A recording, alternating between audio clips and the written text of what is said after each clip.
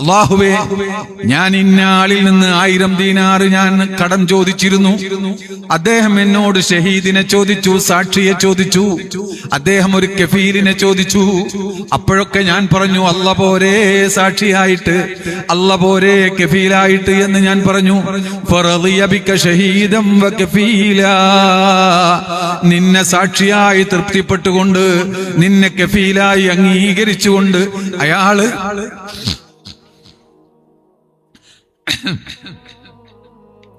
അതിങ്ങനെ ആലോചിക്കുമ്പോ തന്നെ മനസ്സ് പിടക്കുകയാണ്. അയാൾ 1000 ദീനാർ എനിക്കെടുത്തു തന്നു. അത് കൊടുക്കേണ്ട സമയമായി. ഞാൻ എന്റെ ജുഹദ്, എന്റെ പരമാവധി അന്വേഷിച്ചൊരു വാഹനം കിട്ടാൻ എനിക്ക് ലഭ്യമായിട്ടില്ല. അതുകൊണ്ട് റബ്ബേ, ഞാനിതാ ഇത് നിന്നെ ഏൽപ്പിക്കുന്നു. നീയാണ് സാക്ഷി, നീയാണ് കഫീല്, അതുകൊണ്ട് ഇത് ഞാൻ നിന്നെ ഏൽപ്പിക്കുന്നു എന്ന് പറഞ്ഞുകൊണ്ട് ബിസ്മിയും ചൊല്ലി കടലിലേക്ക് വലിച്ചെറിയുകയാണ് 1000 ദീനാർ. 1000 ദീനാർ കടലിലേക്ക് വലിച്ചെറിയുകയാണ്. അങ്ങനെ അദ്ദേഹം തിരിച്ചു പോന്നു. ഇതിനിടയിൽ 1 or 2 ദിവസത്തിനുള്ളിൽ, സമയം കൃത്യമായി അവിടെ പറയുന്നില്ല, ഈ കടം കൊടുത്ത ആള് നമ്മുടെ കടക്കാരനെ കാണുന്നില്ല എന്ന് ആലോചിച്ചു. വല്ല യാത്രക്കാരൊക്കെ വരുന്നുണ്ടാവും. അപ്പൊ മൂപ്പരിങ്ങനെ അസർക്ക് ശേഷം ഇങ്ങനെ ഉലാത്തു നടക്കാൻ പോകും. അപ്പൊ അന്ന് കടൽ തീരത്തേക്ക് നടന്നു. അപ്പൊ നോക്കുമ്പോ നല്ലൊരു മരക്കഷ്ണം കണ്ടു. ഇത് നമുക്ക് വിറകാക്കാൻ പറ്റും, നല്ല മരാണ് എന്ന് കരുതി അതെടുത്തു എടുപ്പിച്ചു പോകും. അത് കൊണ്ടുപോയി അത് കീറി നോക്കുമ്പോൾ അതിലത് 1000 ദീനാറും ആ കത്ത്. ഞാനിത് പറയുമ്പോ നിങ്ങൾക്ക് വല്ലാതെ അത്ഭുതം ഉണ്ടാവൂലേ. ഇതിപ്പോ എവിടുന്ന ഇയാൾ ഈ കെട്ടിയൽച്ച് പറയണെന്ന്? ഏതെങ്കിലും വല്ല സബീനയിലോ അല്ല കെട്ടുകഥയിലോ? ഇമാം ബുഖാരി സഹീഹിൽ റിപ്പോർട്ട് ചെയ്ത ഹദീസാണിത്. അതിലും ഖുർആൻ കഴിഞ്ഞാൽ അതിലും വിശ്വാസയോഗ്യമായ ഒരു ഗ്രന്ഥം ഈ ഭൂമുഖത്തില്ല. വഅലാ ആലിഹി വസഹ്ബിഹി അജ്മഈൻ. അമ്മാ ബഅദ്. ആദരണീയരായ പണ്ഡിതന്മാരെ, സാദാത്തുക്കളെ, യോഗത്തിന്റെ അധ്യക്ഷൻ ഷാവുൽ ഹമീദ് ഉസ്താദ് അവർകൾ, സ്വാഗതം ആശംസിച്ച യൂസുഫ് തെക്കേ തൈക്കാട് അടക്കമുള്ള സഹോദര സഹോദരിമാരെ, വിദ്യാർത്ഥിനികളെ, സുഹൃത്തുക്കളെ, അല്ലാഹുവിന്റെ ഇഷ്ടദാസന്മാരിൽ ഏറ്റവും വലിയ മഹാന്മാരായ അസ്ഹാബുൽ ബദ്ർ എന്ന് ഞാൻ പറയുമ്പോൾ അതെങ്ങനെയാണെന്ന് ചിലപ്പോൾ സംശയമുണ്ടായേക്കാം. അസ്ഹാബുൽ ബദ്റിൽ ഒന്നാമത് വരുന്നത് നബിയുന മുഹമ്മദുർ റസൂലുള്ളാഹി സ്വല്ലല്ലാഹു അലൈഹി വസല്ലം തങ്ങളാണ്. അതുകൊണ്ട് തന്നെ നബി സല്ലല്ലാഹു അലൈഹി വസല്ലം തങ്ങളാണ് അള്ളാഹുവിന്റെ സൃഷ്ടികളിൽ ഏറ്റവും വലിയ മഹാൻ, അഷ്റഫുൽ ഖൽഖ് എന്നാണ് നമ്മൾ പറയാ. നമ്മളല്ല, ലോകം പറയുക, അയിമ്മത്ത് മുഴുവനും പറഞ്ഞത് അങ്ങനെയാണ്. ഖൽഖ് എന്ന് പറഞ്ഞാൽ സൃഷ്ടി എന്നാണ്. അള്ളാഹുവിന്റെ സൃഷ്ടികളിൽപ്പെട്ടതാണ് അർശ്, കുർസി പോലെയുള്ളതൊക്കെ. മലക്കുകൾ അള്ളാഹുവിന്റെ സൃഷ്ടിയാണ്. മുഖറബീങ്ങളായ മലക്കുകൾ, അല്ലാത്തവർ, അങ്ങനെ പല തരത്തിലുണ്ട്. ഇവരൊക്കെ ഈ ഖൽഖ് എന്ന് പറയുന്ന വിഭാഗത്തിൽപ്പെടുന്നവരാണ്. അവരെക്കാളൊക്കെ ഏറ്റവും ഷറഫുള്ളവർ എന്നാണ് അഷ്റഫുൽ ഖൽഖ് എന്ന് പറഞ്ഞതിന്റെ അർത്ഥം. ആ അഷ്റഫുൽ ഖൽഖ് സ്വല്ലല്ലാഹു അലൈഹി വസല്ലമ തങ്ങളാണ് ബദരീങ്ങളുടെ നേതാവ്.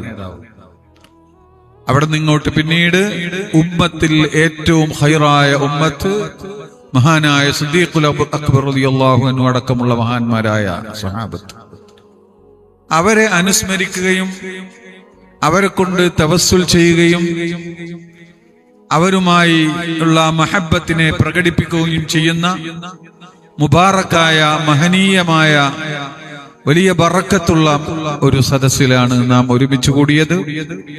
ഇത് അള്ളാഹു കബൂൽ ചെയ്യുകയും നമ്മുടെ ദുആകളൊക്കെ ഉത്തരമുള്ള ദുആകളാക്കി തരികയും ചെയ്യുമാറാവട്ടെ എന്ന് ഞാൻ ആദ്യമായി ദുആ ചെയ്യുകയാണ്. ഇവിടെ ഇത്തരത്തിലുള്ള പ്രവർത്തനങ്ങളെ നമുക്കൊന്നും സംശയമില്ലെങ്കിലും സംശയിപ്പിക്കുന്നവരും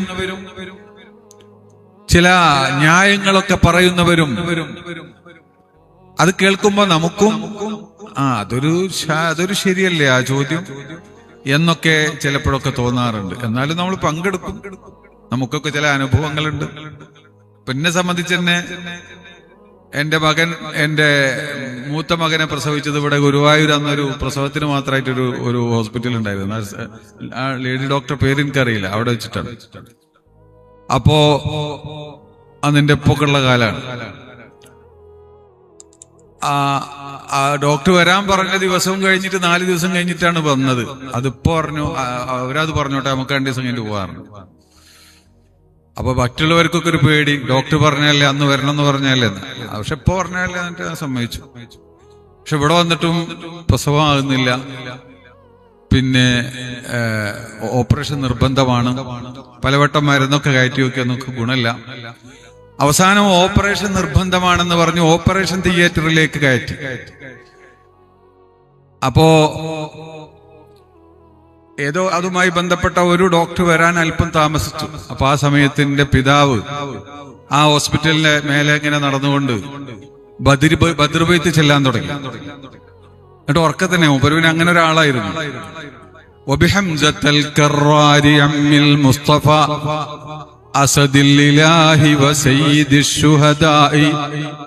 അവിടെ എത്തിയപ്പോ അതിങ്ങനെ ആവർത്തിച്ചെല്ലി. അവർക്ക് ആളുകളൊക്കെ കേൾക്കുന്നുണ്ട്. അതിലിടക്ക് പറയുന്നിട്ട് അതാ പ്രസവിച്ചു, ഓപ്പറേഷനും വേണ്ടി വന്നില്ല. പിന്നെ അതിനുശേഷം എന്റെ ഭാര്യ 4 പ്രസവിച്ചു, ഒന്നിനും ഓപ്പറേഷനൊന്നും വേണ്ടി വന്നില്ല, മരണപ്പെട്ടു പോയി. അല്ലാഹു മഗ്ഫിറത്തും റഹ്മത്തും നൽകുമാറാവട്ടെ. അപ്പൊ ഞാൻ പറയുന്നത്, അപ്പൊ അത് കഴിഞ്ഞപ്പോ പിന്നെ അവിടെ പ്രസവിച്ചു ഓപ്പറേഷൻ ഒക്കെ കഴിഞ്ഞ് കിടക്കുന്ന കുറെ സ്ത്രീകൾക്ക് ഒപ്പാടത്തേക്ക് വെള്ളം വന്നിരിക്കാൻ വരൽ തുടങ്ങി. ആ കുട്ടിയുടെ ഒപ്പോടെന്ന് വെച്ചിട്ട്. അപ്പോ എന്ന് പറഞ്ഞാൽ ഇതൊക്കെ നമ്മൾ അനുഭവിച്ചറിയുന്നത് കൊണ്ട് നമ്മൾ അത് ചെയ്യുന്നു. പക്ഷെ എന്നാലും സംശയങ്ങൾ ഉണ്ടാകുമ്പോ, ആരെങ്കിലുമൊക്കെ ഇങ്ങനെ ചോദിക്കുമ്പോ നമുക്ക് സംശയം ഉണ്ടാകും. എന്തിനാണ് ഇതൊക്കെ? അല്ലാഹു സുബ്ഹാനഹു വ തആല ഖരീബാണ്, മുജീബാണ്, ദുആക്ക് ഉത്തരം ചെയ്യുന്നവനാണ്, നമ്മളോട് വളരെ അടുത്താണ്, നമ്മുടെ ഖണ്ഡനാടിയേക്കാൾ നമ്മളോട് അടുത്തുള്ളവനാണ് എന്നൊക്കെ പറയുമ്പോൾ പിന്നെ നമുക്ക് തന്നെ ചോദിച്ചാൽ പോരെ എന്ന് ചോദിക്കുന്നവരുണ്ടാവും. അള്ളാഹു എല്ലാം അറിയുന്നവനല്ലേ, എല്ലാവരുടെ ദുആയും കേൾക്കുന്നവനല്ലേ. അപ്പോ പിന്നെ എന്തിനാണ് അങ്ങനെ ഒരു മഹാന്മാരുടെ ഒരു തവസ്സുല്, അവരുടെ സാമീപ്യത്തിന്റെ ആവശ്യം എന്താണ് എന്നൊക്കെ ചോദിക്കുമ്പോൾ എനിക്ക് പറയാനുള്ളത് അത് തന്നെയാണ് പ്രശ്നം. അള്ളാഹു എല്ലാം അറിയുന്നവനാണെന്നുള്ളത് തന്നെയാണ് പ്രശ്നം. അള്ളാഹു എല്ലാം അറിയുന്നവനാണ്. അള്ളാഹു മഹാന്മാരുടെ ജീവിതം കൃത്യമായി കാണുന്നത് പോലെ എന്റെയും നിന്റെയും ജീവിതം കൃത്യമായി അള്ളാഹു കാണുന്നുണ്ട്. നമ്മുടെ 24 മണിക്കൂറിൽ നാം അള്ളാഹുവിനെ ദിക്ർ ചെയ്ത സമയം എത്ര മിനിറ്റുണ്ട്? നമ്മുടെ ഇന്നത്തെ 5 വക്ത് നിസ്കാരത്തിൽ ജമാഅത്തായിട്ട് നിസ്കരിച്ച എത്ര നിസ്കാരമുണ്ട്? നാം ഇന്ന് നേരം വെളുത്ത് വൈകുന്നേരം വരെ സംസാരിച്ച സംസാരങ്ങളിൽ അള്ളാഹുവിന്റെ പൊരുത്തം നേടിയിട്ടുള്ള വാക്കുകൾ എത്രയുണ്ട്? അവിടെ പ്രശ്നം. അള്ളാഹുവിന്റെ ഔലിയാക്കൾ എന്ന് പറഞ്ഞാൽ മഹാനായ സഈദ് ഇബ്നു മുസയ്യിബ് റളിയല്ലാഹു തആല അൻഹുവിന്റെ ചരിത്രത്തിൽ കാണാം. താബിഈയായിരുന്നു. ബഹുമാനപ്പെട്ടവരെ സംബന്ധിച്ച് 40 വർഷം ഒരൊറ്റ ജമാഅത്തിൽ തക്ബീറത്തുൽ ഇഹ്റാം നഷ്ടപ്പെട്ടിട്ടില്ല. ഞാൻ അത് പറയാനല്ല, മുൻഗാമികളുടെ ചരിത്രത്തിൽ അതൊന്നും ഒരു അത്ഭുതമല്ല. 40 വർഷം തക്ബീറത്തുൽ ഇഹ്റാം നഷ്ടപ്പെട്ടിട്ടില്ല എന്ന് പറഞ്ഞാൽ ജമാഅത്ത് നഷ്ടപ്പെട്ടില്ല എന്നല്ല. ജമാഅത്തിന് ഇമാമ് തക്ബീർ കെട്ടുന്ന ഒന്നാമത്തെ തക്ബീർ അഥവാ തക്ബീറത്തുൽ ഇഹ്റാം അത് ചെയ്യുന്ന സമയത്ത് തന്നെ അവിടെ ഉണ്ടാവുകയും ഉടനെ തക്ബീർ കെട്ടുകയും ചെയ്യുക എന്നത് ഒരു വലിയ പുണ്യമാണ്. 40 ദിവസം 5 വക്ത് നിസ്കാരം തക്ബീറത്തുൽ ഇഹ്റാം ഇമാമോട് കൂടെ ആ തക്ബീറത്തുൽ ഇഹ്റാമിന്റെ ഫളീലത്ത് അവന് ലഭ്യമായാൽ കുതിബ ലഹു ബറാഅതാനി ബറാഅത്തു മിനൻ നിഫാഖ് വ ബറാഅത്തു മിനൻ നാർ. 2 ബറാഅത്ത് അവന് എഴുതപ്പെടും, രേഖപ്പെടുത്തപ്പെടും. നരകത്തിൽ നിന്നുള്ള മോചനവും കാപട്യത്തിൽ നിന്നുള്ള മോചനവും. അത്ര വലിയ മഹത്വമുള്ള സംഗതിയാ 40 ദിവസം തക്ബീറത്തുൽ ഇഹ്റാമിന് ഇമാമിന്റെ കൂടെ പങ്കെടുക്കുക എന്ന് പറയുന്നു. അങ്ങനെ 40 ദിവസമല്ല, 40 വർഷം ഒരു തക്ബീറത്തുൽ ഇഹ്റാം നഷ്ടപ്പെട്ടിട്ടില്ല എന്ന് പറയുന്ന ആളാണ് മഹാനായ സഈദ് ഇബ്നു മുസയ്യിബ് റളിയല്ലാഹു തആല. അപ്പൊ അതാരോ മൂപ്പരോട് പറഞ്ഞപ്പോ മൂപ്പര് പറഞ്ഞു മനസ്സിലായിക്കോട്ടെ എന്നുള്ള നിലക്ക് അതിൽ 20 വർഷം ഞാൻ ഒരാളുടെ പെരടി കണ്ടിട്ടില്ല എന്ന് പറഞ്ഞു, ഇമാമിന്റെ ഒഴികെ. എന്ന് പറഞ്ഞാൽ അതിന്റെ അർത്ഥം 1-ാം സഫിലായിരുന്നു. 2-ാം സഫിലാകുമ്പോ 1-ാം സഫിലുള്ളവരെ പെരടി കാണേണ്ടി വരുമല്ലോ, 2-ാം സഫിലുള്ളവര്. 40 വർഷം ഒരൊറ്റ തക്ബീറത്തുൽ ഇഹ്റാം നഷ്ടപ്പെട്ടില്ല എന്ന് മാത്രമല്ല, അതിൽ 20 വർഷം 1-ാം സഫിൽ തന്നെ ഞാൻ ഉണ്ടായിരുന്നു. ഇത് ഇന്നത്തെ കാലത്തല്ലേ പറയുന്നത് കേട്ടോ. അന്ന് എല്ലാവരും 1-ാം സഫിൽ ഉണ്ടാവുന്നവരാണ്, എല്ലാവരും ജമാഅത്തിൽ പങ്കെടുക്കുന്നവരാണ്. ആ കാലഘട്ടത്തിലാണ് പറയുന്നത് 20 വർഷം ഒരാളുടെ ഖഫയിലേക്ക് ഞാൻ നോക്കിയിട്ടില്ല എന്ന്. ഇവിടെ ഇതൊന്നും പറയാനല്ല, ഇതൊന്നും എന്നെ സംബന്ധിച്ച് മഹാന്മാരുടെ ചരിത്രം പരിശോധിക്കുമ്പോൾ ഇതൊന്നും ഒരു അത്ഭുതമായിട്ട് തോന്നിയിട്ടില്ല. എന്നാൽ ഇത് ഉദ്ധരിച്ചുകൊണ്ട് ഇത് റിപ്പോർട്ട് ചെയ്യുന്ന ഒരു മഹാൻ അദ്ദേഹം പറയാണ്, ആ ജമാഅത്തിന്റെ മഹത്വം ഇങ്ങനെ പറഞ്ഞിട്ടുണ്ട്. പറയാണ്, ഒരു ദിവസം എനിക്ക് ജമാഅത്ത് നഷ്ടപ്പെട്ടു. ഒരു ദിവസം ജമാഅത്ത് നഷ്ടപ്പെട്ടു.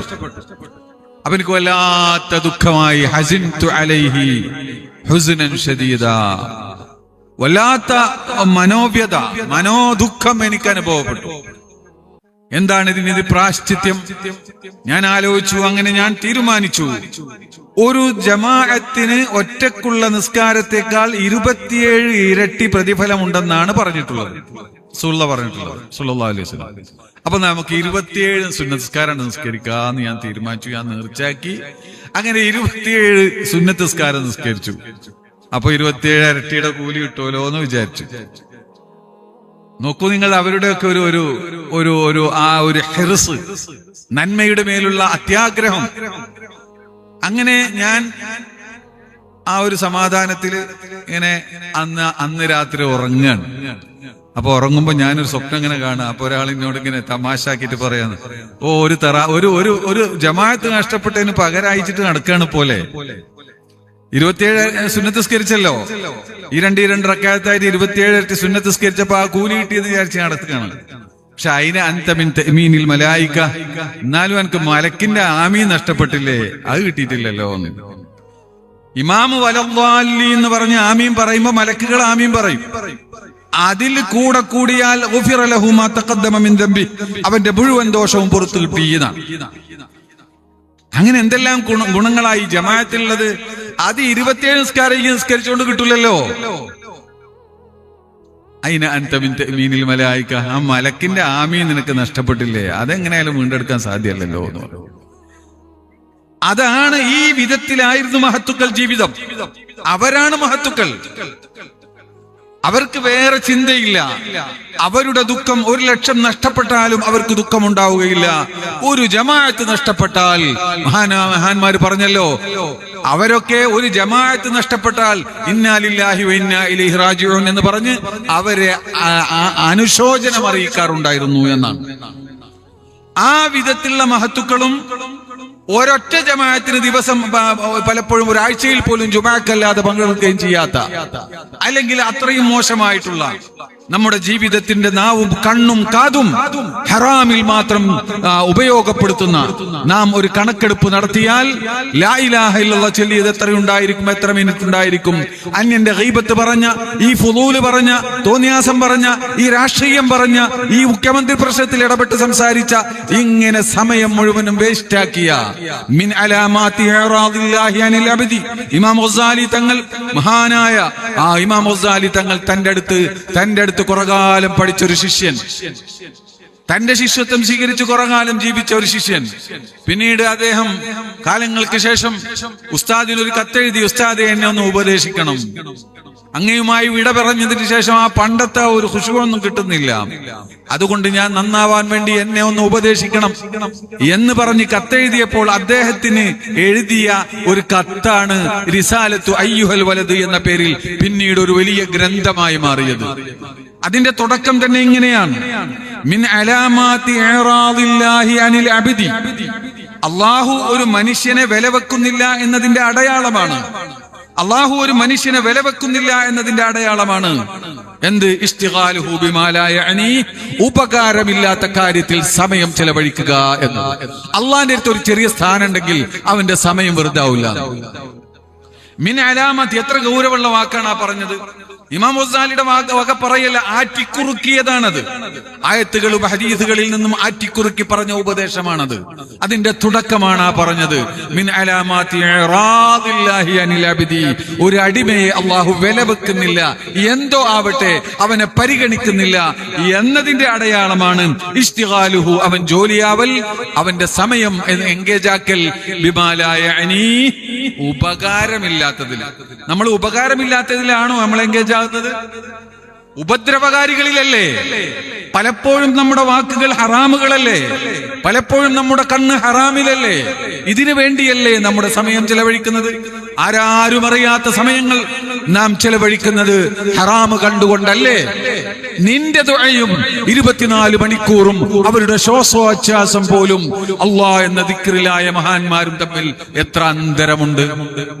പിന്നെ എങ്ങനെ നീയും അവനും ഒരുപോലെയാകുന്നത്? ഇതൊക്കെ നിനക്ക് ചെയ്യണം, എന്നിട്ട് ഞാനും അവനും ഒരുപോലെയല്ലേ? അവന്റേത് കേൾക്കുമെങ്കിൽ എന്താ എന്റേതും അള്ളാഹ്ക്ക് കേട്ടൂടെ? പോയത്തല്ലേ പറയുന്നത്? അപ്പൊ നമ്മളും അവരും തമ്മിൽ വലിയ അന്തരമുണ്ട്. അള്ളാഹു എല്ലാം അറിയുന്നവനാണ് എന്നത് തന്നെയാണ് പ്രശ്നം. നമ്മളാ ഒളിച്ചു കളിക്കുന്നതൊക്കെ അള്ളാഹു അറിയുന്നുണ്ട്. മഹാനായ വഹബ് ബിൻ ഉറൈദ് റളിയല്ലാഹു തആല അൻഹുവിനോട്, ഉറൈദ് ബിൻ വഹബ്, അവരോട് ഒരു അദ്ദേഹത്തിന്റെ ശിഷ്യന്മാരിൽപ്പെട്ട ഒരാൾ പറഞ്ഞു, എന്നൊന്ന് ഉപദേശിക്കൂ തങ്ങളെ എന്ന് പറഞ്ഞു. എന്നൊന്ന് ഉപദേശിക്കൂ, എനിക്കൊരു വഅദ് പറഞ്ഞു തരൂ എന്ന് പറഞ്ഞു. അപ്പൊ ഒരൊറ്റ വാക്കാ പറഞ്ഞത്, ഇത്തഖി അൻ യകൂന അല്ലാഹു അഹ്വന അൻ-നാദിരീന ഇലൈക്.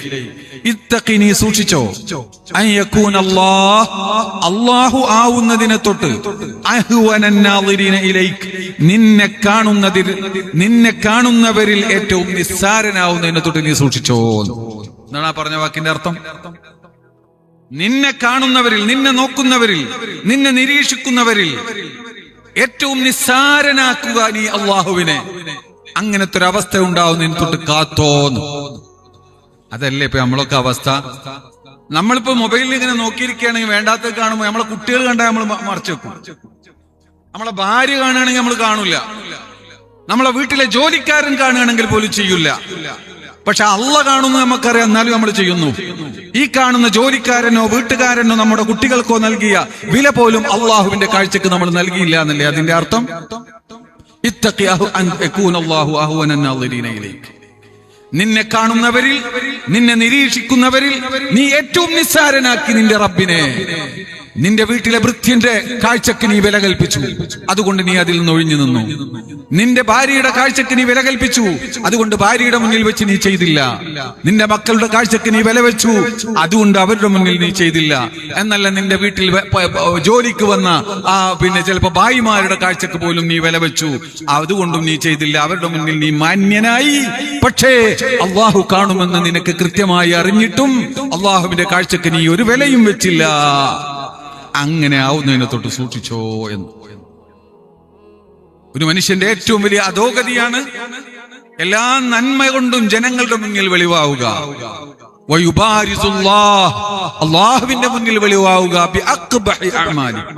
അവന്റെ അവസ്ഥയിൽ ഏറ്റവും മോശമായ അവസ്ഥ. അള്ളാഹു നമ്മുടെ ഖൽബ് കാണുന്നു. ഇവിടെയാണ് അള്ളാഹു നമ്മളൊക്കെ നന്നാക്കി തരട്ടെ. ഇതൊക്കെ പറയാപ്പോ ഞാനും വലിയ യോഗ്യനാണ് വെച്ചിട്ടൊന്നല്ല, നിങ്ങളൊന്നും അങ്ങനെയൊന്നും തെറ്റിദ്ധരിക്കണ്ട. നമ്മളൊക്കെ ഇങ്ങനെ ഇങ്ങനെ കേട്ട് കുറെ നമ്മൾ പറയാ, കുറെ കേൾക്കുക, അങ്ങനെയൊക്കെ നമ്മൾ നന്നായിച്ചിട്ട് പറയാണ്. അള്ളാഹു നമുക്കൊക്കെ ഹിദായത്തും റുഷ്ദും നൽകി അനുഗ്രഹിക്കുമാറാവട്ടെ. നമ്മുടെ ഈമാൻ അള്ളാഹു ശക്തിപ്പെടുത്തുമാറാവട്ടെ. എന്റെ പ്രിയമുള്ള സഹോദരന്മാരെ, ഇതാണ് സാധാരണ മനുഷ്യന്റെ അവസ്ഥ. അവിടെയാണ് അല്ലാഹു സുബ്ഹാനഹു വ തആല പറയുന്നത്, യാ അയ്യുഹല്ലദീന ആമനു തഖുല്ലാഹ്. മുഅ്മിനീങ്ങളെ, നിങ്ങൾ അല്ലാഹുവിനെ സൂക്ഷിക്കണം, പരമാവധി അല്ലാഹുവിനെ സൂക്ഷിച്ചുകൊണ്ട് ജീവിക്കണം. എന്നാൽ വകൂനൂ മഅസ്സാദിഖീൻ, സാദിഖീങ്ങളുടെ കൂടെ നിങ്ങളാവണം, സത്യസന്ധരായ ആളുകളുടെ കൂടെ നിൽക്കണം. അവരുടെ മഅയ്യത്ത് വേണം, സഹവാസം വേണം. അത് ഒന്നുകിൽ ശരീരം കൊണ്ട് അല്ലെങ്കിൽ ഖൽബ് കൊണ്ട് അവരുടെ കൂടെയായിരിക്കണം നിങ്ങൾ. അത് സത്യം പറയണം എന്നല്ല പറഞ്ഞതിന്റെ അർത്ഥം. സത്യം പറയാന്നുള്ള ഇത്തഖുല്ലാ എന്ന് പറഞ്ഞതിൽ പെട്ടു. ഇത്തഖുല്ലാ, അള്ളാഹിനെ സൂക്ഷിക്കണം എന്ന് പറഞ്ഞാൽ കളവ് പറയരുത്, ഗീബത്ത് പറയരുത്, നമീമത്ത് പറയരുത്, കള്ളു കുടിക്കരുത്, വ്യഭിചരിക്കരുത്. ഇതൊക്കെ അതിൽ പെട്ടു. നിസ്കാരം ഒഴിവാക്കരുത്, നോമ്പ് ഒഴിവാക്കരുത്. ഇതൊക്കെ തഖ്വയാണ്. അതിനുശേഷമാണ് അള്ളാഹു പറയുന്നത് വകൂനൂ, നിങ്ങളാവണം മഅസ്സാദിഖീൻ, സത്യസന്ധരായ സിദ്ഖിന്റെ ഉടമകളായ യഥാർത്ഥ വിലായത്തിന്റെ അഹ്ലുകാര്. ഇന്നൽ മുത്തഖീന ഫീ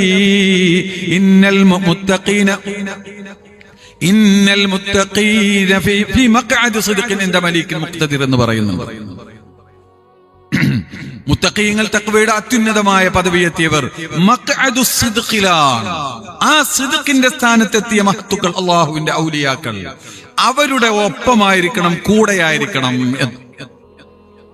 ആരാ സാദിഖീങ്ങൾ? ജനങ്ങളോട് സത്യം പറയാ എന്നത് അതെന്നെ നമുക്ക് സാധ്യമാകുന്നില്ല. അള്ളാഹുവിനോട് നമ്മൾ എത്ര കണ്ട് സത്യവാന്മാരാകുന്നുണ്ട്. നിങ്ങളിന്ന് പറഞ്ഞല്ലോ, ഞാനും പറഞ്ഞല്ലോ, കൈയ്യെട്ടിട്ട് നമ്മൾ ആദ്യം പറഞ്ഞ എന്താ? ഇന്ന സ്വലാത്തി വ നുസുക്കി വ മഹ്യായ വ മമാത്തി ലില്ലാഹി റബ്ബിൽ ആലമീൻ. പടച്ചവൻ, എന്റെ നിസ്കാരം, എന്റെ നോമ്പും, എന്റെ ഇബാദത്തും എന്നല്ല, എന്റെ ജീവിതവും മരണമൊക്കെ നിനക്ക് വേണ്ടിയാണ്. നിന്റെ പൊരുത്തുണ്ടെങ്കിൽ ഞാൻ ചെയ്യുള്ളൂ, നിന്റെ പൊരുത്തില്ലെങ്കിൽ ചെയ്യൂല എന്നല്ലേ പറഞ്ഞത്? അങ്ങനെയാണോ നമ്മൾ ചെയ്യാറ്? അള്ളാന്റെ പൊരുത്തം, ഭാര്യയുടെ പൊരുത്തം, അല്ലെങ്കിൽ മറ്റാരുടെങ്കിലും പൊരുത്തം, അല്ലെങ്കിൽ സ്വന്തം നഫ്സിന്റെ ഇഷ്ടം വരുമ്പോ ഏതിനാ മുൻഗണന നൽകാറ്? നേരം വെളുത്തിച്ചിട്ട് പടച്ചവനോട് കളവല്ലേ പറയുന്നത്? പിന്നെ എങ്ങനെയാ നമ്മൾ സാദിഖ് എന്ന് പറയുന്നത്? നമ്മൾ ചിന്തിക്കാൻ വേണ്ടി, കാലം വളരെ മോശമായിക്കൊണ്ടിരിക്കുമ്പോൾ കാലത്തെ കുറ്റപ്പെടുത്തിയിട്ട് കാര്യമില്ല. നമ്മൾ നന്നാവുക എന്നത് മാത്രമേ മാർഗുള്ളൂ. നമ്മൾ എവിടെയാണ് നിൽക്കുന്നത് എന്ന് ഓർക്കാനാണ് ഞാൻ എന്നെ തന്നെ കുറ്റപ്പെടുത്തിക്കൊണ്ട് സംസാരിക്കുന്നത്. കൂനൂ മഅസ്സാദിഖീൻ, സാദിഖീങ്ങളുടെ കൂടെ ആവണം. ഒരു ഉദാഹരണം കേൾക്കണോ നിങ്ങൾക്ക്? ബഹുമാനപ്പെട്ട നബി സല്ലല്ലാഹു അലൈഹി വസല്ലം തങ്ങൾ പറയുകയാണ്, കാന റജുലുൻ മിൻ ബനി ഇസ്രായീല, ബനൂ ഇസ്രായേലുകാരിൽപ്പെട്ട മുഅ്മിനായ സാദിഖായ സത്യസന്ധനായ ഒരു മനുഷ്യനുണ്ടായിരുന്നു. അദ്ദേഹം ബിസിനസ് ചെയ്യാൻ ആഗ്രഹിച്ചു. അദ്ദേഹത്തിന്റെ കയ്യിൽ ക്യാഷ് ഇല്ല. അദ്ദേഹം എന്ത് ചെയ്തു എന്നറിയോ? ഫഅതാ റജുലൻ മിൻ ബനി ഇസ്രായീൽ, ബനൂ ഇസ്രായേലുകാരിൽപ്പെട്ട ഒരാളുടെ അരികിൽ ചെന്നു. എന്നിട്ട് അദ്ദേഹത്തോട് ഫസ്തസ്ലഫഹു അൽഫ ദീനാരിൻ, 1000 സ്വർണ്ണ നാണയം അദ്ദേഹത്തോട് കടം വാങ്ങി, കടം ചോദിച്ചു. ഒരു സ്വർണ്ണ നാണയം എന്ന് പറഞ്ഞാൽ 33ഓളം ഗ്രാമാണ്. 1000 സ്വർണ്ണ നാണയം, ദീനാർ. ഒരു ദീനാർ എന്ന് പറഞ്ഞാൽ 30-ലധികം, ചില അല്പാൽപ്പം വ്യത്യാസം ഉണ്ടാവും. ഇറാഖിലെ ദീനാറും സൗദിയിലെ ദീനാറും അല്പാൽപ്പം വ്യത്യാസം ഉണ്ടാവും. അന്ന് സ്വർണം തന്നെയാണ്. അപ്പോ 1000 ദീനാറാണ് കടം ചോദിക്കുന്നത്. സ്വാഭാവികമാണ്, ഇയാൾ ഇതായിട്ട് ബിസിനസ്സിന് പോവാണ്. അദ്ദേഹം ബിസിനസ് വിജയിക്കാൻ പരാജയപ്പെടാം. അതും കച്ചവടത്തിന് ഇവിടെ നിൽക്കില്ല, നാട് വിട്ടു പോവാൻ, ഗൾഫിൽ പോവാണ്, കടൽ കയറി പോവാണ്, കപ്പലിൽ പോവാനാ തീരുമാനിച്ചിട്ടുള്ളത്. അപ്പൊ അദ്ദേഹം പറഞ്ഞു, ഏത്തിനീ ബി ഷഹീദ്, ഒരു സാക്ഷിയെ കൊണ്ടുപോവാന്ന് പറഞ്ഞു. നമ്മള് രണ്ടാളും മാത്രമല്ലേ ഇപ്പൊ ഇവിടെ ഉള്ളൂ. അപ്പൊ അതുകൊണ്ട് എന്നിൽ നിന്ന് നീ 1000 ദീനാർ കടം വാങ്ങുന്നുണ്ട് എന്നറിയാൻ ഒരു സാക്ഷിയെ കൊണ്ടുപോവാന്ന് പറഞ്ഞു. അപ്പൊ ഇദ്ദേഹം പറഞ്ഞു, നമ്മളുടെ ഇപ്പൊ അത് വേണോ? കഫാ ബില്ലാഹി ഷഹീദ, അല്ല പോരെ സാക്ഷിയായിട്ട്. രണ്ടാളും മോമിനീങ്ങളാണ്. ഈ കടം ചോദിച്ചു ചെന്ന ആള്, കടം കൊടുക്കാൻ ഉദ്ദേശിക്കുന്ന ആള് മഹാനായ നജാഷി രാജാവാണെന്ന് മറ്റു ചില റിപ്പോർട്ടുകളിൽ കാണുന്നുണ്ട്. അല്ലാഹു അലം. അവരൊക്കെ വലിയ സാലിഹീങ്ങളായിരുന്നു.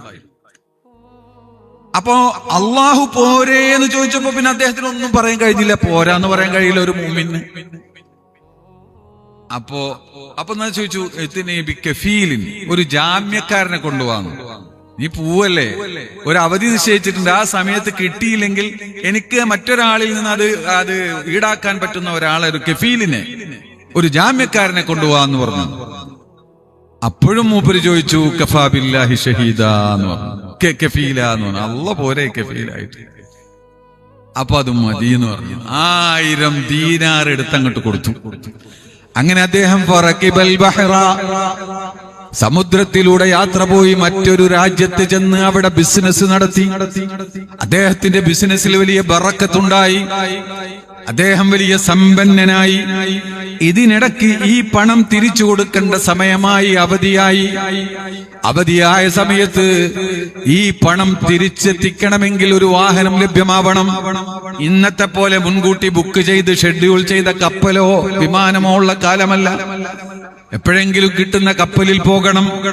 അദ്ദേഹം ദിനേന വരും കടൽ തീരത്തേക്ക്. ഈ 1000 ദീനാറുമായി പോകാനോ അല്ലെങ്കിൽ ഒരു വിശ്വസ്തന്റെ അടുത്ത് കൊടുത്തയക്കാനോ പറ്റുന്ന ഒരാളെ കിട്ടുമോ, ഒരു വാഹനം ലഭ്യമാകുമോ എന്നന്വേഷിച്ചുകൊണ്ട് ദിനേന അത് ആ സമയമായ സമയത്ത് ഇങ്ങനെ വരാൻ തുടങ്ങി.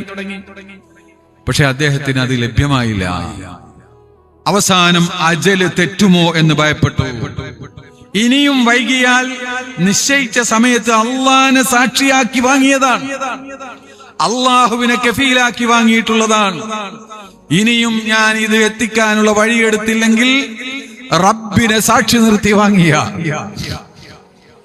1000 ദീനാറ് കൊടുക്കാതെ ഞാൻ അള്ളാഹുവിനെ വഞ്ചിച്ചവനാകും. അത് അദ്ദേഹത്തെ അലട്ടുകയാണ്. അവസാനം അദ്ദേഹം എന്ത് ചെയ്തു എന്നറിയോ? ഒരു വലിയ മരക്കഷ്ണം എടുത്തുകൊണ്ടുവന്നു, ഒരു മരമുട്ടി എടുത്തുകൊണ്ടുവന്നു. ഫനഖറഹു, അതിനെ തുളച്ചു. അതിൽ ഈ 1000 ദീനാറും ഒരു കത്തും വെച്ചു. എന്നിട്ട് അതിനെ പശ കൊണ്ടൊട്ടിച്ചു. അതിന്റെ മുകളിൽ ഗ്ലാസ് വെച്ചൊട്ടിച്ചു. അങ്ങനെ മനോഹരമായി ഭദ്രമായി വെള്ളം കയറാത്ത വിധത്തിൽ അതിനെ പൂർണ്ണ ബന്ദവസ്ഥാക്കിക്കൊണ്ട് അദ്ദേഹം കടൽ തീരത്തേക്ക് വന്നിട്ട് പറഞ്ഞു, അല്ലാഹുവേ, ഇന്നിസ്തസ്ലഫ്തു മിൻ ഫുലാനിൻ അൽഫ ദീനാർ. അല്ലാഹുവേ, ഞാൻ ഇന്നയാളിൽ നിന്ന് 1000 ദീനാറ് ഞാൻ കടം ചോദിച്ചിരുന്നു. അദ്ദേഹം എന്നോട് ഷഹീദിനെ ചോദിച്ചു, സാക്ഷിയെ ചോദിച്ചു, അദ്ദേഹം ഒരു കഫീലിനെ ചോദിച്ചു. അപ്പോഴൊക്കെ ഞാൻ പറഞ്ഞു, അല്ല പോരെ സാക്ഷിയായിട്ട്, അല്ല പോരെ കഫീലായിട്ട് എന്ന് ഞാൻ പറഞ്ഞു. ഫറളിയ ബിക ഷഹീദൻ വ കഫീലാ, നിന്നെ സാക്ഷിയായി തൃപ്തിപ്പെട്ടുകൊണ്ട്, നിന്നെ കഫീലായി അംഗീകരിച്ചുകൊണ്ട് അയാള്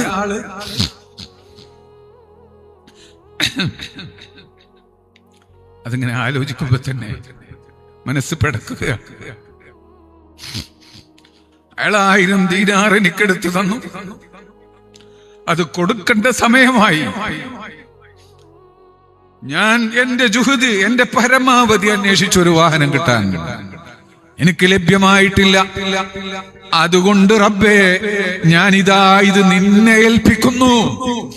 നീയാണ് സാക്ഷി, നീയാണ് കഫീല്. അതുകൊണ്ട് ഇത് ഞാൻ നിന്നെ ഏൽപ്പിക്കുന്നു എന്ന് പറഞ്ഞുകൊണ്ട് ബിസ്മിയും ചൊല്ലി കടലിലേക്ക് വലിച്ചെറിയുകയാണ് 1000 ദീനാർ. 1000 ദീനാർ കടലിലേക്ക് വലിച്ചെറിയുകയാണ്. അങ്ങനെ അദ്ദേഹം തിരിച്ചു പോന്നു. ഇതിനിടയിൽ 1 or 2 ദിവസത്തിനുള്ളിൽ, സമയം കൃത്യമായി അവിടെ പറയുന്നില്ല, ഈ കടം കൊടുത്ത ആള് നമ്മുടെ കടക്കാരനെ കാണുന്നില്ല എന്ന് ആലോചിച്ചു. വല്ല യാത്രക്കാരൊക്കെ വരുന്നുണ്ടാവും. അപ്പൊ മൂപ്പരിങ്ങനെ അസർക്ക് ശേഷം ഇങ്ങനെ ഉലാത്തു നടക്കാൻ പോകും. അപ്പൊ അന്ന് കടൽ തീരത്തേക്ക് നടന്നു. അപ്പൊ നോക്കുമ്പോ നല്ലൊരു മരക്കഷ്ണം കണ്ടു. ഇത് നമുക്ക് വിറകാക്കാൻ പറ്റും, നല്ല മരാണ് എന്ന് കരുതി അതെടുത്തു എടുപ്പിച്ചു പോകും. അതുകൊണ്ടുപോയി അത് കീറി നോക്കുമ്പോൾ അതിലത് 1000 ദീനാറും ആ കത്ത്. ഞാനിത് പറയുമ്പോ നിങ്ങൾക്ക് വല്ലാതെ അത്ഭുതം ഉണ്ടാവൂലേ? ഇതിപ്പോ എവിടുന്ന ഇയാൾ ഈ കെട്ടിയൽച്ച് പറയണെന്ന്? ഏതെങ്കിലും വല്ല സബീനയിലോ അയാൾ കെട്ടുകഥയിലോ? ഇമാം ബുഖാരി സഹീഹിൽ റിപ്പോർട്ട് ചെയ്ത ഹദീസാണിത്. അതിലും ഖുർആൻ കഴിഞ്ഞാൽ അതിലും വിശ്വാസയോഗ്യമായ ഒരു ഗ്രന്ഥം ഈ ഭൂമുഖത്തില്ല. ഇത് അള്ളാഹുവിന്റെ റസൂൽ പറഞ്ഞ കഥയാണിത്. ഇത് ഇമാം ബുഖാരി സഹീഹിൽ റിപ്പോർട്ട് ചെയ്തതാണ്. ഒരു സംശയത്തിനും വകയില്ലാത്തതാണ്. അദ്ദേഹം ആ 1000 ദീനാർ എടുത്തു, കത്തു അവിടെ വെച്ചു. പക്ഷെ അദ്ദേഹത്തിന് എന്നാലും ഉത്തരവാദിത്വം തീരണല്ലോ. ഇതിനിടയ്ക്ക് അദ്ദേഹത്തിന് അത്യാവശ്യം ലാഭമൊക്കെ ആയി തിരിച്ചു വരണമെന്നുണ്ട്. വീണ്ടും അന്വേഷിച്ചു കൊണ്ടിരുന്നു. അങ്ങനെ പിന്നെ അവസാനം ഒരു കപ്പൽ കിട്ടി. തിരിച്ചു വന്നു. നേരെ ഇദ്ദേഹത്തിന്റെ വീട്ടിൽ പോയി. എന്നിട്ട് പറഞ്ഞു, ഞാൻ അങ്ങനെ കുറെ വാഹനം തേടി, കുറെ അന്വേഷിച്ചു, എനിക്ക് വരാൻ കഴിഞ്ഞില്ല, അതുകൊണ്ട് ക്ഷമിക്കണോട്ടോ എന്നൊക്കെ പറഞ്ഞു. അപ്പൊ പറഞ്ഞു, നിങ്ങൾ അതിന്റെ അടുത്ത് കൊടുത്തയച്ചിരുന്നില്ലേ എന്ന് വെച്ചു. അപ്പൊ പറഞ്ഞു, കൊടുത്തയക്കാൻ ആരും എനിക്ക് കിട്ടിയില്ല പറഞ്ഞു. അപ്പൊ പറഞ്ഞു, അത് നിങ്ങളെ ഏൽപ്പിച്ച ആളെന്നെ എന്നെ ഏൽപ്പിച്ചിട്ടുണ്ട്, ആ സാധനം എനിക്ക് ഇവിടെ കിട്ടിയിട്ടുണ്ട് എന്ന് പറഞ്ഞു. ഇതിന്റെ പേരാണ് സിദ്ഖ് എന്ന് പറയുന്നത്. മനസ്സിലായോ? ഇപ്പൊ മനസ്സിലാവേണ്ട എന്താണ് ഈ സിദ്ഖ് എന്നുള്ളത്. നമ്മളിങ്ങനെ പറയാറുണ്ടല്ലോ അള്ളാഹ് കരീം, അള്ളാഹ് കരീം എന്നൊക്കെ. എന്ത് കരീമാ നമ്മുടെ കരീം? അല്ലാഹു സുബ്ഹാനഹു വ തആലയുടെ സിഫാത്തുകളെ സംബന്ധിച്ച്, അവന്റെ അസ്മാകളെ സംബന്ധിച്ച് ഒക്കെ നമ്മൾ വിശ്വസിക്കുന്നു, നാം മനസ്സിലാക്കുന്നു. പക്ഷെ അതിലുള്ള യഥാർത്ഥമായ സത്യസന്ധമായ അതിനനുസരിച്ച പ്രവർത്തനം എത്ര കണ്ട് നമ്മിൽ നിന്നുണ്ടാകുന്നുണ്ട് എന്നതാണ് വിഷയം. അതുകൊണ്ടാണ് അല്ലാഹു തആല പറഞ്ഞ, ഇതൊക്കെ ഒന്ന് പഠിക്കണമെങ്കിൽ അവരെ കൂടെ കൂടണം. അതുകൊണ്ട് നിങ്ങൾ തഖ്വ ചെയ്താൽ മാത്രം പോരാ, അല്ലാഹുവിന്റെ ഇഷ്ടദാസന്മാരായ യഥാർത്ഥ സിദ്ഖിന്റെ ഉടമകളായ മഹത്തുക്കളുടെ കൂടെ നിങ്ങൾ നടക്കണം, അവരുടെ ഒപ്പം നിൽക്കണം, അവരുടെ ചരിത്രം പഠിക്കണം, അവരുടെ സദസ്സുകൾ സംഘടിപ്പിക്കണം. അങ്ങനെ എപ്പോഴും അവരുമായുള്ളൊരു ബന്ധം നിലനിർത്തണം അതിനു വേണ്ടിയാണ്. അതൊക്കെ പറയുമ്പോഴാണ് നമുക്കൊരു മാറ്റമൊക്കെ ഉണ്ടാവുക. ആ ഒരു ബന്ധത്തിലൂടെയാണ് മാറ്റങ്ങൾ ഉണ്ടാക്കിയെടുക്കാൻ സാധിക്കുക. അതിലൂടെ മാത്രമേ നമുക്ക് വിജയിക്കാൻ സാധിക്കുകയുള്ളൂ. അതുകൊണ്ട് എന്റെ പ്രിയമുള്ള സഹോദരന്മാരെ, നമ്മളുടെ ആ വാക്ക് തന്നെ മാറ്റിവെക്കണം ആദ്യം. നമ്മളും അവരൊക്കെ, നമ്മളിപ്പോ കേൾക്കില്ല, അവരും കേൾക്കില്ല, ഒക്കെ അള്ളാടെ ആൾക്കാർ തന്നെയല്ലേ. രണ്ടും തമ്മിൽ ബൗനുൻ ബഈദ്, ആകാശ ഭൂമിയുടെ വ്യത്യാസമുണ്ട്, അത്രമാത്രം വ്യത്യാസമുണ്ട്.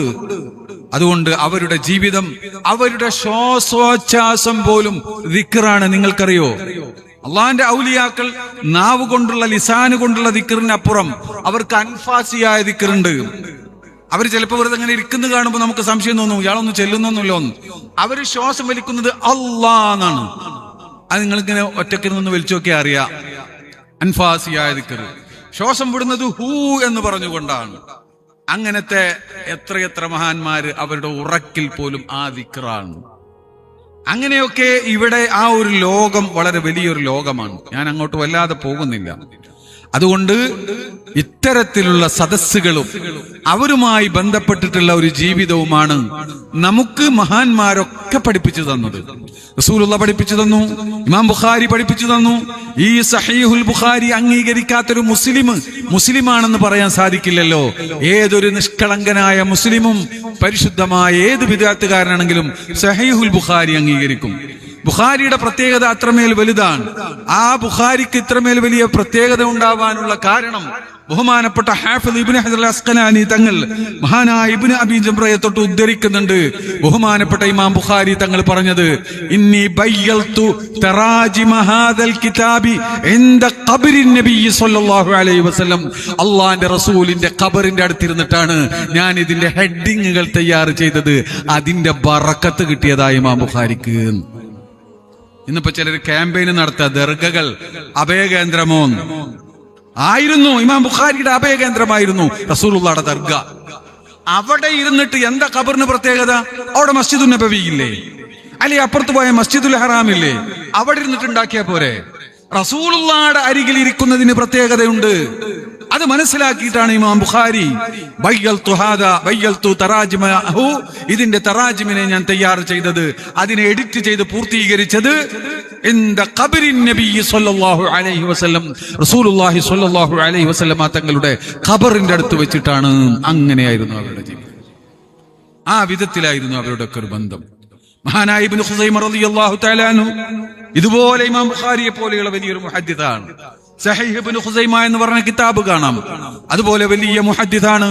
അദ്ദേഹത്തെ സംബന്ധിച്ച് ഇമാം ദഹബി റളിയല്ലാഹു തആല അൻഹു പറയുന്നുണ്ട്, മഹാനായ അലി ഇബ്നു മുസരിദ എന്ന് പറയുന്ന തങ്ങന്മാരിൽപ്പെട്ട ഹുസൈൻ റളിയല്ലാഹുവിന്റെ പരമ്പരയിൽ വരുന്ന അലി ഇബ്നു ഹുസൈൻ എന്നവരുടെ ഖബർ സിയാറത്ത് ചെയ്യാൻ വേണ്ടി തൂസിലേക്ക് പോയ സംഭവം, തൂസ് എന്ന് പറയുന്ന നാട്ടിലേക്ക് സിയാറത്തിന് പോയ സംഭവം. അദ്ദേഹം അവിടെ ചെന്നിറങ്ങി. ഇബ്നു ഖുസൈമ തങ്ങൾ അവിടെ ചെന്ന് വാഹനം ഇറങ്ങി. വാഹനം എന്ന് പറഞ്ഞാൽ അവരുടെ മൃഗങ്ങൾ. ആ മൃഗത്തിന്റെ മുകളിൽ നിന്ന് ഇറങ്ങി. അദ്ദേഹത്തിന്റെ കൂടെ അക്കാലത്തെ ഏറ്റവും പ്രഗത്ഭരായ പണ്ഡിതന്മാർ കൂടെ ഉണ്ട്. എന്തിനാ പോകുന്ന? ഈ മഹാന്റെ ഖബർ സിയാറത്ത് ചെയ്യാനാണ്. അവിടെ ചെന്ന് ഇറങ്ങിയപ്പോൾ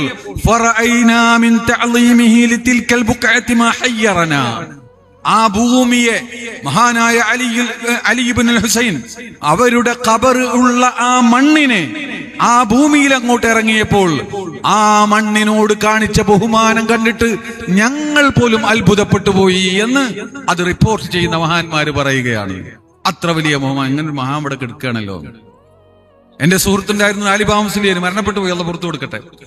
അദ്ദേഹം അലിയുൽ കൂഫിയുടെ മഖാമുള്ള ആ പള്ളിയില് പെരിങ്ങത്തൂര് ജോലി ചെയ്ത ആളാണ്. അവിടുത്തെ ആണ്ടിന് ഒരു ദിവസം ശംസുൽ ഉലമ വരികയാണ്. അവരുടെ ഹയാത്ത് കാലത്ത് മൂപ്പര് ശംസുൽ ഉലമയുടെ ശിഷ്യനാണ്. ഷെയ്ഖുന വരുന്നുണ്ട് എന്നറിഞ്ഞ് കാത്തു നിൽക്കുകയാണ് ഇവര്. അവരവിടെ ചെന്നു. ബഹുമാനപ്പെട്ടവർ വന്ന് കാർ ഇറങ്ങി ഉടനെ ചെരിപ്പൂരി. കാർ ഇറങ്ങിയിട്ട് കുറച്ചാണ് നടക്കാനുണ്ട്. മഹാനായ അലിയുൽ കൂഫി അവിടെ കിടക്കുന്നുണ്ട്. അവരെ ബഹുമാനിച്ചുകൊണ്ട് ശംസുൽ ഉലമായി തങ്ങൾ അവരുടെ ചെരുപ്പൂരിയിട്ടാണ് നടന്നത്.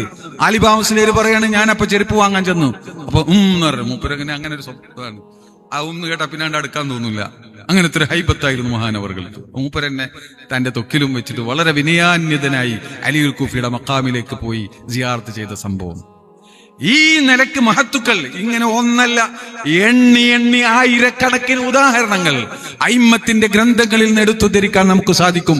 ഇവരൊക്കെ ശിർക്ക് ചെയ്തവരാണ് എന്ന് പറയാൻ ധൈര്യമുള്ള ഒരുത്തൻ ഈ ഭൂമുഖത്തുണ്ടെങ്കിൽ അവരെ നമുക്കൊന്ന് കൈകാര്യം ചെയ്യാം. പിന്നെ ഓൻ എന്ത് ഇസ്ലാമാ? എവിടുന്ന് കിട്ടിയ ഇസ്ലാമാ? ഈ ഇമാമിങ്ങൾ മുഴുവനും ബുഖാരി അടക്കം എല്ലാവരും ഈ ചെയ്തതൊക്കെ ശിർക്കാണെങ്കിൽ ആ ശിർക്ക് നമുക്കും ചെയ്യാലോ. അവര് പോയ സ്വർഗം മതി നമുക്കും. അവരൊക്കെ കാണിച്ചു തന്ന, അവരൊക്കെ രേഖപ്പെടുത്തി വെച്ച ആ ഒരു ദീനല്ലാത്ത ഏത് ദീനാ പിന്നെ നമ്മൾ ഉൾക്കൊള്ളുന്നത്? ഇവർക്ക് ഏതെങ്കിലും ഓഫീസിൽ നിന്ന് കിട്ടിയ ദീനാകാൻ പറ്റുമോ? പറ്റില്ല. അതുകൊണ്ട് അള്ളാഹുവിന്റെ ഔലിയാക്കളിൽ, അള്ളാഹുവിന്റെ ഇഷ്ടദാസന്മാരിൽ ഏറ്റവും വലിയ മഹത്തുക്കൾ മഹാന്മാരായ ബദരീങ്ങളാണ്. നിർണായകമായ ഘട്ടത്തിൽ ചരിത്രത്തിന്റെ ഗതി മാറ്റിക്കുറിച്ച മഹത്തുക്കളായ അള്ളാഹുവിന്റെ ഏറ്റവും വലിയ ഇഷ്ടദാസന്മാർ, ബഹുമാനപ്പെട്ട നബി സല്ലല്ലാഹു അലൈഹി വസല്ലമ തങ്ങളും മദീനക്കാരും തമ്മിലുണ്ടായിരുന്ന മദീനയെ ആരെങ്കിലും അറ്റാക്ക് ചെയ്താൽ അവിടെ പ്രതിരോധിക്കാൻ ഞങ്ങളൊക്കെ ഉണ്ടാകുമെന്നാണ്. ഇത് മദീനയിൽ വെച്ചല്ല, മദീനയുടെയും മക്കയുടെയും ഇടയ്ക്ക് ബദറിൽ വെച്ചാണ്. അവിടെയാണ് ഒരു യുദ്ധം നിർണായകമായി മാറുന്നത്. അവിടെ ശത്രുപക്ഷം 1000-ലധികം സർവ്വ ആയുധവുമായി വരുന്നവരാണ്. ഇവരുടെ കയ്യിൽ നിരായുധരാണ് ഇവർ.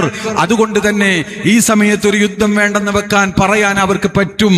റസൂലുള്ളാഹിയും അൻസാറുകളും തമ്മിൽ ചെയ്ത കരാർ അനുസരിച്ച് മദീനയുടെ പുറത്തു വെച്ചൊരു യുദ്ധം വന്നാൽ അവിടെ അതിനെ നേരിടേണ്ട ബാധ്യത അൻസാറുകൾക്കില്ല. അതുകൊണ്ടാണ് റസൂലുള്ള തന്നെ ഒരു യുദ്ധത്തെ ഉദ്ദേശിച്ചല്ല, ഒരു തന്ത്രപരമായ സമീപനം സ്വീകരിക്കുകയായിരുന്നു. മക്കാ ഖുറൈശികൾ റസൂലുള്ളാഹിനെ അവിടെ ജീവിക്കാൻ അനുവദിച്ചില്ല. മദീനയിലേക്ക് വന്നു സഹാബത്തും റസൂലും. ഇവിടെയും ജീവിക്കാൻ അനുവദിക്കുന്നില്ല. ഇവിടെയും ജീവിക്കാൻ അനുവദിക്കാത്തൊരവസ്ഥ വരുന്നു. ഇവരുടെ ആടുകളും മറ്റൊക്കെ എവിടെയും മേയുമ്പോൾ അവരെ തട്ടിക്കൊണ്ടുപോകുന്നു, ഉപദ്രവിക്കുന്നു. അപ്പോഴാണ് റസൂലുള്ളാഹ്, ഇത് നിങ്ങൾ നിർത്തിയില്ലെങ്കിൽ നിങ്ങളെ ഉപദ്രവിക്കാൻ ഞങ്ങൾക്കും കഴിയും. നിങ്ങളുടെ വാഹനം, നിങ്ങളുടെ കച്ചവട സംഘം ഈ പ്രദേശത്ത് കൂടെയാണ് പോവുക, അത് തടയാൻ ഞങ്ങൾക്ക് കഴിയും. അതുകൊണ്ട് നമ്മൾ ഒരു സന്ധിയിൽ ഏർപ്പെടലാണ് നല്ലത് എന്ന ഒരു സന്ദേശം കൊടുക്കലായിരുന്നു, ഒരു നയതന്ത്രപരമായ സമീപനമായിരുന്നു റസൂലുള്ളാഹ് സ്വീകരിച്ചത്. അതുകൊണ്ടാണ് കച്ചവട സംഘത്തെ നേരിടാൻ റസൂലുള്ളാഹ് പോയത്. ഇത് മനസ്സിലാക്കിയ ഒരു വഴിമാറിപ്പോയി. അപ്പോഴാണ് ഇതറിഞ്ഞ അബൂജഹൽ ഈ വലിയ യുദ്ധത്തിന്റെ സന്നാഹങ്ങളുമായി വരുന്നത്. അതിന്റെ ചരിത്രം പറഞ്ഞ് നീട്ടിക്കൊണ്ടുപോവുകയല്ല. ആ സമയത്ത് റസൂലുള്ളാഹി സ്വല്ലല്ലാഹു അലൈഹി വസല്ലമ തങ്ങൾ സഹാബത്തിനെ വിളിച്ചിരുത്തി. അതിൽ കൂടുതൽ പേരും അൻസാറുകളാണ്. അവരെ വിളിച്ചിരുത്തിക്കൊണ്ട് പറഞ്ഞു, നമ്മൾ ഇങ്ങനത്തെ ഒരു പ്രതിസന്ധി ഘട്ടത്തിലാണ്. നമ്മുടെ കയ്യിൽ ആയുധങ്ങളില്ല, നമ്മുടെ കയ്യിൽ വാഹനങ്ങളില്ല. നാം എന്ത് ചെയ്യണം? ശരിക്ക് ഭക്ഷിക്കാൻ ഭക്ഷണം പോലുമില്ല. അതുകൊണ്ട് നാം എന്ത് ചെയ്യണമെന്ന് മഹാന്മാരായ സഹാബത്തിനോട് മുശാവറത്ത് ചെയ്തപ്പോൾ സിദ്ദീഖ് റളിയല്ലാഹു അൻഹു, മിഖ്ദാദ് റളിയല്ലാഹു അൻഹു ഒക്കെ അവരെ കൊണ്ട് പറയാൻ പറ്റുന്ന പോലെയൊക്കെ പറഞ്ഞു. പക്ഷെ അതുകൊണ്ട് റസൂലുള്ളാഹിക്ക് മതി വരുന്നില്ല. കാരണം ഈ 300 ചില്ലാൻ സഹാബികളിൽ അബൂബക്കർ സിദ്ദീഖ് റളിയല്ലാഹു അൻഹു പ്രതിനിധാനം ചെയ്യുന്ന മുഹാജിറുകളല്ല കൂടുതലുള്ളത് അൻസാറുകളാണ്, മദീനക്കാരാണ്. അവരെ പ്രതിനിധീകരിച്ചുകൊണ്ട് അവരുടെ ഭാഗത്ത് നിന്ന് ശക്തമായ ഒരു മറുപടി കിട്ടണം. അതിന് റസൂലുള്ളാഹി വീണ്ടും വീണ്ടും ചോദിക്കുന്നു, അശീറു അലയ്യ അയ്യുഹന്നാസ്, നിങ്ങൾ പറയൂ എന്ന് വീണ്ടും പറയുമ്പോ മഹാനായ സഅദ് റളിയല്ലാഹു തആല അൻഹു എണീറ്റ് നിന്നുകൊണ്ട് പറഞ്ഞു, നബിയെ, അങ്ങ് ഞങ്ങളെയാണ് ഉദ്ദേശിക്കുന്നതല്ലേ? അതേ എന്ന് പറഞ്ഞു. എങ്കിൽ ഞങ്ങൾക്ക് പറയാനുള്ളത്, ബഹുമാനപ്പെട്ട നബിയെ, അങ്ങ് അല്ലാഹു അങ്ങയോട് എന്താണ് പറഞ്ഞതെങ്കിൽ അതനുസരിച്ച് അങ്ങ് ചെയ്യുക. ഞങ്ങൾ ഒരിക്കലും യുദ്ധത്തിൽ നിന്ന് ഒളിച്ചോടുന്നവരല്ല. അങ്ങ് യുദ്ധം ചെയ്യുകയാണെങ്കിൽ അങ്ങയുടെ മുന്നിലും പിന്നിലും ഇടതും വലതും നിന്നുകൊണ്ട് ഞങ്ങൾ യുദ്ധം ചെയ്യും എന്നല്ല. ഈ സമുദ്രം ചൂണ്ടിക്കാണിച്ച് ഈ സമുദ്രത്തിൽ നീന്തി അക്കരെപ്പറ്റി യുദ്ധം ചെയ്യണമെന്ന് അങ്ങ് ഞങ്ങളോട് കൽപ്പിച്ചാൽ അതിനും ഞങ്ങൾ സന്നദ്ധരാണ്. ഒരു കുട്ടി പോലും ഞങ്ങൾ പിന്തിരിയുകയില്ല എന്ന പ്രഖ്യാപനം സഅദ് റളിയല്ലാഹു അൻഹു പ്രഖ്യാപിച്ചപ്പോഴാണ് റസൂലുള്ളാഹിയുടെ മുഖം പ്രസന്നമായി, അത് പ്രകാശിച്ചു. എന്നിട്ട് പറഞ്ഞു, ഹാദാ മസ്റഉ ഫുലാൻ, ഹാദാ മസ്റഉ ഫുലാൻ, എങ്കിൽ ബിസ്മിയും ചൊല്ലി നമുക്കിറങ്ങാം, നിങ്ങൾ പേടിക്കണ്ട. ഇവിടെയാണ് അബൂജഹൽ ചത്തു വീഴുക. സന്തോഷ വാർത്ത അല്ലാഹുവിന്റെ റസൂൽ അപ്പ തന്നെ നൽകുകയാണ്. ഇവിടെയാണ് ഉത്ബത്ത് മരിച്ചു വീഴുക, ഇവിടെയാണ് ഷൈബത്ത് മരിച്ചു വീഴുക. കൃത്യമായി ഇങ്ങനെ കാണിച്ചു കൊടുത്തു.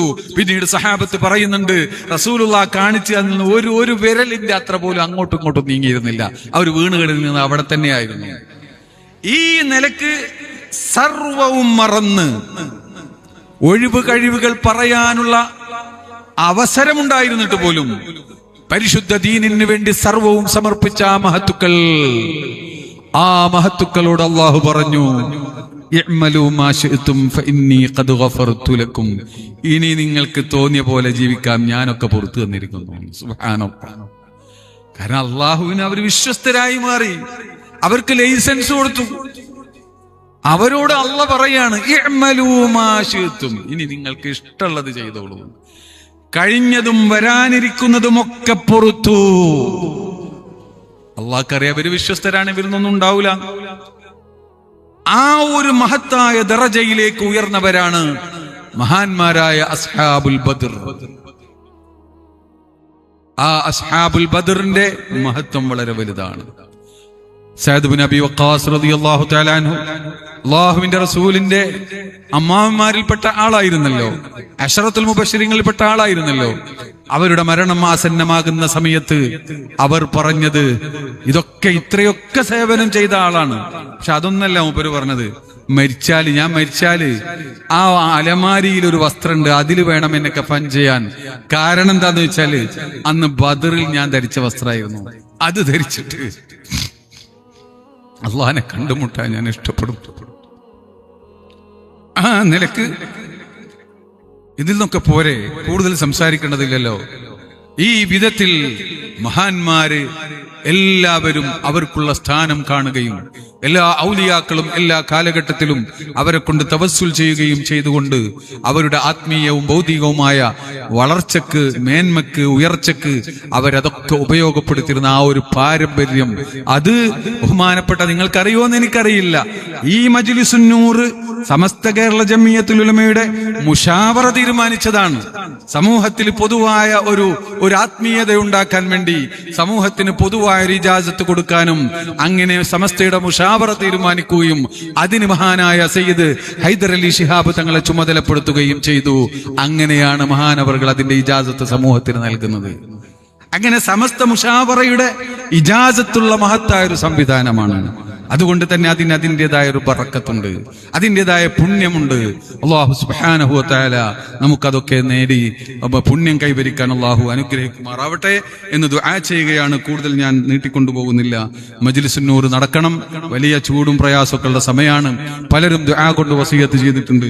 പ്രത്യേകിച്ച് ഈ നാട്ടുകാരായ എനിക്ക് നല്ല പരിചയമുള്ള പലരും, എൻ്റെ പ്രിയപ്പെട്ട സുഹൃത്തുക്കൾ, ഇന്ന് ഒരാൾ ഞാനുമായി ബന്ധപ്പെട്ടിരുന്നു. നമ്മുടെ സദസ്സിലേക്ക് വലിയൊരു സംഖ്യ കൊടുത്തിട്ടുണ്ടെന്ന് ഇപ്പോൾ ഇവിടെ വന്നപ്പോ ഇവിടുത്തെ സംഘാടകർ പറഞ്ഞു, അദ്ദേഹത്തിന്റെ ജോലി നഷ്ടപ്പെട്ടിട്ടുണ്ട്, ഗൾഫിലൊക്കെ വല്ലാത്തൊരവസ്ഥയിലാണ്. ഇന്ന് ഞാൻ കാസർഗോഡായിരുന്നു എന്ന് പറഞ്ഞല്ലോ. ഒരുപാട് സുഹൃത്തുക്കൾ, ഞാൻ റെയിൽവേ സ്റ്റേഷനിൽ ചെന്നപ്പോൾ എന്നെ സ്വീകരിക്കാൻ വന്നതിന് ദുബൈയിലുണ്ടായിരുന്ന കുട്ടികളാണ്. അവരൊക്കെ ജോലി നഷ്ടപ്പെട്ട് വന്ന് ഇവിടെ പെയിന്റ് പണിക്കും മറ്റൊക്കെ പോകാൻ തുടങ്ങിയിരിക്കുകയാണ്. വല്ലാത്തൊരവസ്ഥയിലാണ്. അല്ലാഹു തആല ഫത്ഹ് നൽകുമാറാവട്ടെ, സലാമത്ത് നൽകുമാറാവട്ടെ. ഈ അവസ്ഥ കുറച്ചുകൂടെ നീണ്ടു നിന്നാൽ എന്തൊക്കെയാണ് ലോകത്ത് വരാൻ പോകുന്നതെന്ന് നമുക്കറിയില്ല.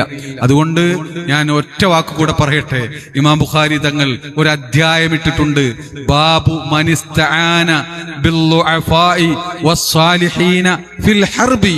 യുദ്ധത്തിൽ സ്വാലിഹീങ്ങളെ കൊണ്ടും നിർമ്മല ഹൃദയത്തിന്റെ ഉടമകളായ ലുഅഫാഇനെ കൊണ്ടും സഹായം തേടുന്ന തവസ്സുൽ ചെയ്യുന്നവനെ സംബന്ധിച്ച് പറയുന്ന അധ്യായമെന്ന് ഒരധ്യായം ഇമാം ബുഖാരി സഹീഹിൽ ഇട്ടിട്ടുണ്ട്. യുദ്ധം പോലെയുള്ള ഘട്ടങ്ങളിൽ മഹാന്മാരെ കൊണ്ട് ഇസ്തിആനത്ത് ചെയ്യുക, സഹായം തേടുക, തവസ്സുൽ ചെയ്യുക എന്നതൊക്കെ സഹീഹുൽ ബുഖാരി അധ്യായമിട്ട വിഷയമാണ് എന്നുകൂടെ മനസ്സിലാവാൻ വേണ്ടി ഞാൻ പറഞ്ഞതാണ്. അതുകൊണ്ട് ഇത്തരത്തിലുള്ള സദസ്സിലൊക്കെ നമുക്ക് പ്രത്യേകമായി അവർക്ക് വേണ്ടി ദുആ ചെയ്യണം. അവർക്ക് വേണ്ടിയുള്ള ദുആ നമുക്കും കൂടി വേണ്ടിയുള്ള ദുആയാണ്. നമ്മുടെ നാടിനും ഇവിടുത്തെ ദീനീ സംരംഭങ്ങൾക്കും നമ്മുടെ ഓരോ കുടുംബത്തിനും വേണ്ടിയുള്ള ദുആയാണ്. അല്ലാഹു സുബ്ഹാനഹു വ തആല അവർക്കെല്ലാവർക്കും നമുക്കെല്ലാവർക്കും ഫത്ഹ് നൽകുമാറാവട്ടെ. ഇന്ന് നിലനിൽക്കുന്ന ഈ കലുഷിതമായ ഈ യുദ്ധാന്തരീക്ഷം പൂർണ്ണമായി ഇല്ലാതെയായി ലോകത്ത് ശാന്തിയും സമാധാനവും അല്ലാഹു സ്ഥാപിക്കുമാറാവട്ടെ, പുനഃസ്ഥാപിക്കുമാറാവട്ടെ. ഒരൽപ്പം ബോധം തന്റെ ഇടയൊക്കെയുള്ള ആളുകളുടെ കയ്യിൽ അല്ലാഹു ഈ ലോകത്തിന്റെ നേതൃത്വം ഏൽപ്പിക്കുമാറാവട്ടെ. അർഹമുർ റഹീമായ മലിക്കുൽ ജബ്ബാറായ രാജാതിരാജനായ തമ്പുരാനെ, സാധുക്കളായ ഞങ്ങളെ ഈ ഞങ്ങളുടെ പാപങ്ങളെ കൊണ്ട് ഞങ്ങളുടെ ദോഷങ്ങളെ കൊണ്ട് നീ ശിക്ഷിക്കല്ലേ റബ്ബേ. നീ ഞങ്ങൾക്ക് മാപ്പ് നൽകണേ റബ്ബേ. നീ അഫൂ ചെയ്യണേ റഹ്മാനെ. നീ പുറത്തു തരണേ റഹ്മാനെ. നിന്റെ കാരുണ്യം നീ വർഷിക്കണേ തമ്പുരാനെ.